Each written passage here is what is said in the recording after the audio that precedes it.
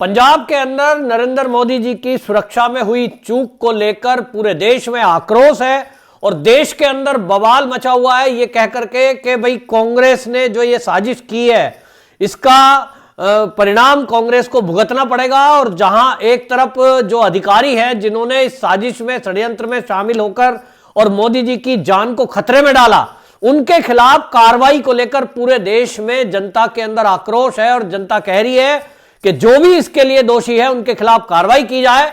वहीं दूसरी तरफ भारतीय जनता पार्टी समेत देश की जनता भी ये मांग कर रही है कि पंजाब के अंदर राष्ट्रपति शासन लगाया जाना चाहिए, क्योंकि जिस तरह की बातें सामने आ रही हैं उससे ये तथ्य सामने निकल कर आए हैं कि ये सोची समझी एक साजिश के तहत किया गया था। उनके ऊपर हमले की भी कोई योजना हो सकती है जिसकी अभी जांच के बाद खुलासा होगा। और इस सब मुद्दे को लेकर केंद्र सरकार गंभीर है। केंद्र सरकार ने 5 तारीख को ही रात के समय देर रात में एक हाई लेवल मीटिंग दिल्ली के अंदर बुलाई, जिसमें एनएसए अजीत डोभाल और अमित शाह समेत कई अधिकारी शामिल हुए। सवाल यह उठ रहा है कि ये जो लोग थे जिन्होंने सड़कों को रोका, ये क्या अचानक आ गए? तो आपको बताएं, इसका अब खुलासा हुआ है कि ये जो भीड़ आई थी चौराहे पर, ये अचानक नहीं आई, ये बाकायदा प्लानिंग के तहत बुलाई गई। और मैं आपको बता रहा हूं कि ये जो रैली थी, इस रैली के बहुत दिन पहले से गुरु पतवंत सिंह पन्नू का वीडियो वायरल हो रहा था और वो ये कह रहा था लोगों से कि मोदी का रास्ता रोकना है, इस रैली को होने नहीं देना है। उसके साथ ही बहुत सारे ऐसे किसान आंदोलन के नाम पर लोग थे जो रैली के एक दिन पहले ही वहां पंजाब की जगह जगह सड़कों पर बैठ गए थे, धरना प्रदर्शन कर रहे थे। और पुलिस के पास इसका इनपुट था। बाकायदा जो वहां के एडीजीपी हैं पंजाब पुलिस के, उन्होंने बाकायदा इसकी चिट्ठी लिखी थी एसएसपी को और बड़े अधिकारियों को, और यह बताया था कि ये जो है इस तरह से किसान आंदोलनकारी बीच में सड़कों पर आ सकते हैं, इनके लिए आपको तैयारी रखनी है, वैकल्पिक मार्ग की तैयारी रखनी है।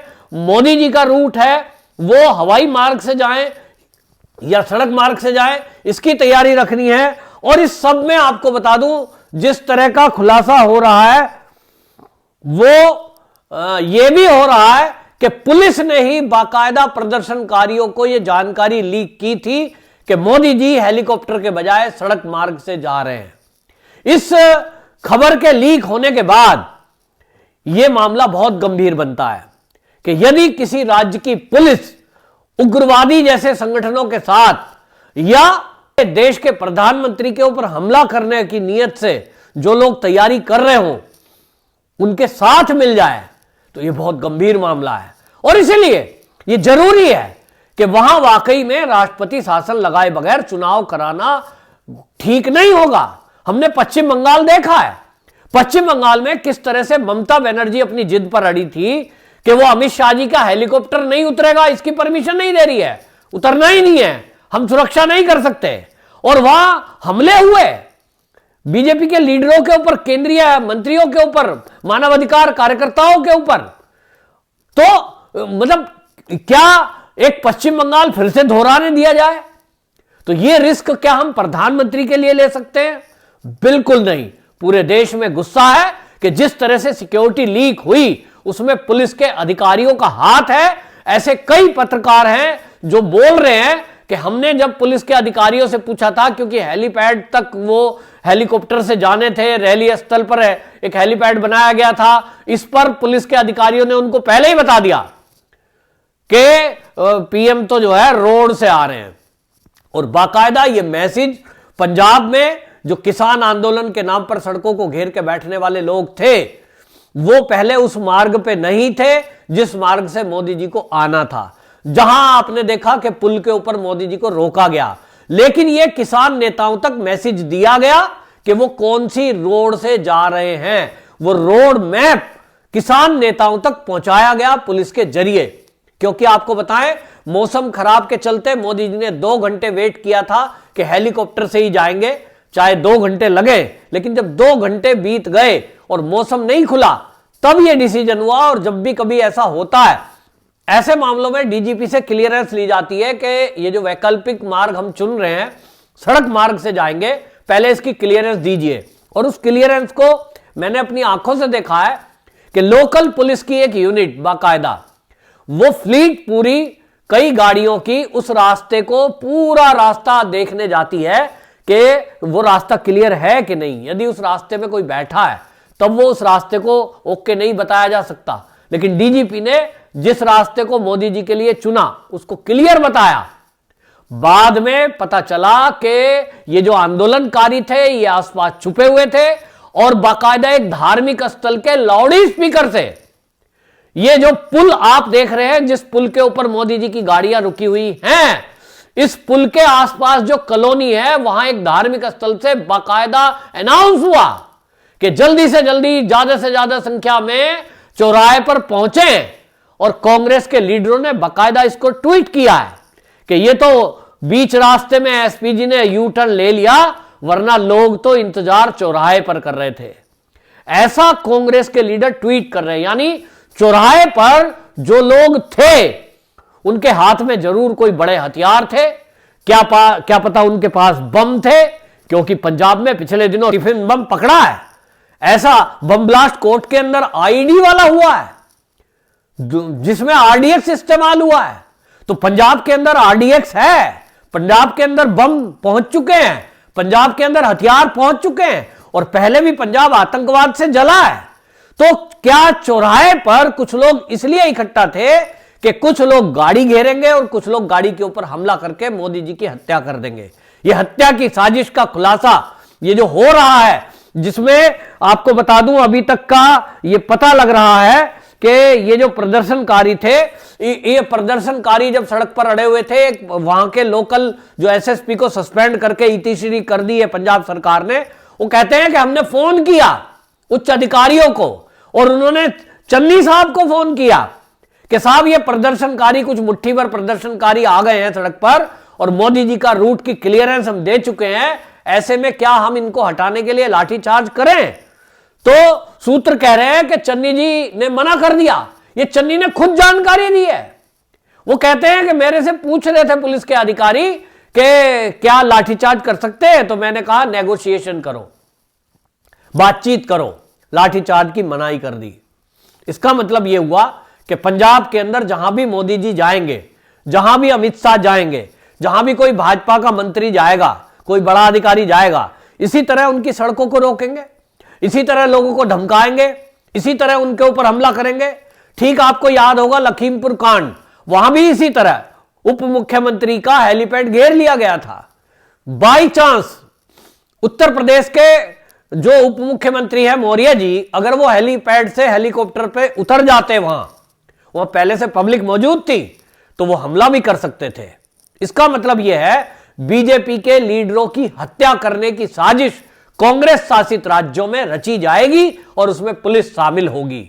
यह सब हो रहा है और यह सब के लिए आपको बता दूं, इसकी साजिश का खुलासा इसलिए भी हो रहा है कि सिख फॉर जस्टिस, जिसके ऊपर आरोप है कि वो खालिस्तानी समर्थक है और दिल्ली के अंदर जो आंदोलन चला था उसका पूरा उन्होंने फंडिंग करी थी, उसकी धमकी थी कि हम मोदी को आने नहीं देंगे पंजाब में। तो क्या सिख फॉर जस्टिस का पूरा प्रभाव पंजाब सरकार पर है, पंजाब पुलिस में मिली भगत है, ताकि उनको यह कैसे पता लगा? इसी तरह आपको बता दूं बीकेयू क्रांतिकारी जो ये किसान यूनियन है, इसके सुरजीत सिंह है, वो बाकायदा धन्यवाद दे रहे हैं।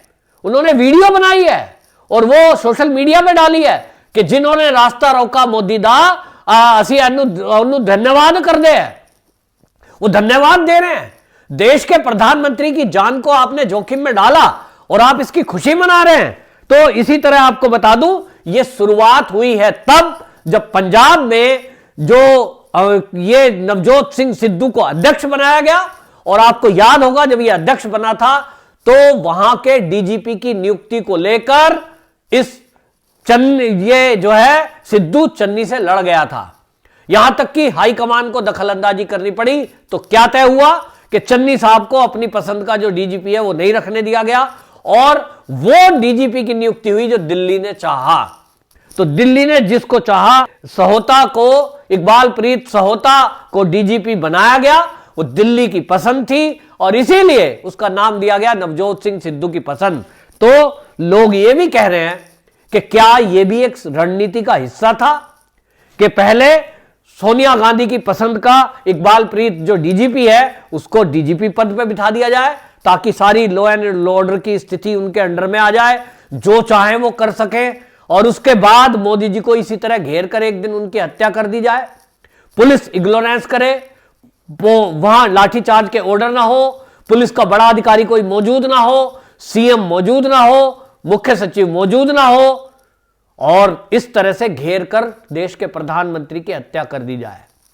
यह अगर साजिश थी तो इस साजिश का पटाक्षेप होना चाहिए, खुलासा होना चाहिए। इसको लेकर आपको बता दूं, कांग्रेस का सीनियर लीडर है मनीष तिवारी, उन्होंने बाकायदा यह मांग की है कि यह बहुत दुखद हुआ है, देश के प्रधानमंत्री के साथ कोई भी राजनीति नहीं होनी चाहिए। और इसको लेकर जो हुआ है, उन्होंने कहा है कि हाई कोर्ट का सिटिंग जज उनकी अध्यक्षता में एक कमेटी गठित होनी चाहिए और इस सब की जांच होनी चाहिए कि इस साजिश के पीछे कौन है, क्योंकि देश के प्रधानमंत्री वो सबके प्रधानमंत्री है, उनकी जान से खिलवाड़ होना बहुत दुखद है। और ये वाकई में एक षड्यंत्र था, जो षड्यंत्र खालिस्तानी गुरु पतवंत सिंह पन्नू ने रचा और उसने अपने प्यादों को पंजाब की सड़कों पर बिठाकर जिस तरह से घेरा है। आपको अंत में एक बात और बताऊं मैं, कुछ लोग कह रहे हैं एसपी जी को दूसरा रूट देख लेना चाहिए था। पुल के ऊपर अचानक से आप घेर कर रोक देंगे, पुल से कौन सी सड़क होकर निकलती है भाई? यू टर्न के अलावा एसपीजी के पास कोई दूसरा विकल्प नहीं बचा था। अचानक से जब वो गाड़ी आ रही है, उसके आगे जो फ्लीट में गाड़ियां चलती है वो लोकल पुलिस की चलती है, लोकल पुलिस ने क्लियरेंस दिया, डीजीपी ने क्लियरेंस दिया, तो मोदी जी का काफिला उस रास्ते पर चढ़ा और जैसे ही पुल के बीचों बीच पहुंचा, अचानक से ये पब्लिक आ जाती है, बसें लगाकर, ट्रैक्टर लगाकर इन्होंने रास्ता रोका। इनकी साजिश थी कि मोदी जी को यहां घेर ले, मोदी जी की गाड़ी आएगी और चौराहे पे जैसे ही पहुंचेगी उसके ऊपर हमला कर दिया जाए।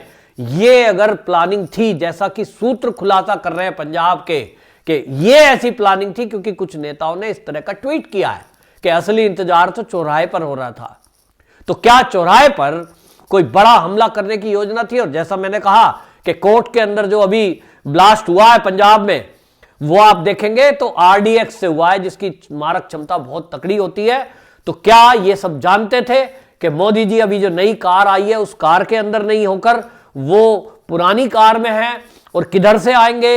ये रूट लीक हुआ, और इस सब में दिल्ली का, राहुल गांधी का, सोनिया गांधी का क्या कनेक्शन है, इसको लेकर भी जांच होनी बहुत जरूरी है। क्योंकि राहुल गांधी जब भी विदेश जाते हैं वहां वो बैठकर साजिश रचते हैं और वो साजिश को भारत में इंप्लीमेंट किया जाता है। आजकल हम खालिस्तानी एंगल इसमें देख रहे हैं।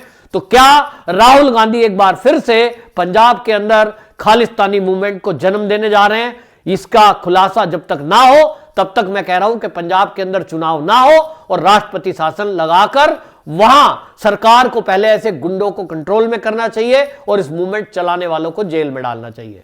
वंदे मातरम।